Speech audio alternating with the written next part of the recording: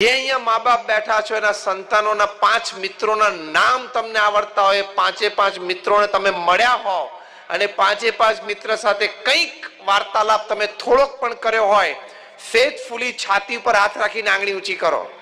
આપણે સુધારા માટે બેઠા છીએ. સભામાં 25 આંગળીઓ ઊંચી નથી. તો વોટ ઇઝ ધ રીઝન? તમને લાગે છે કે આ વાત અગત્યની છે? આપણે ફાઉન્ડેશન થી ચાલુ કરીએ છીએ આ વાતને, બહુ મૂળભૂત રીતે વાતને શરૂ કરીએ છીએ. આપણે એક બ્રિજ બનાવવો છે 2 પેઢી વચ્ચે. એટલે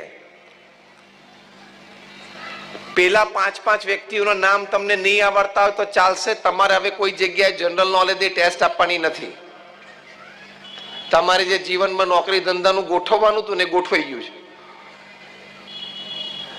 તમારી માટે ઇમ્પોર્ટન્ટ છે તમારા સંતાનોની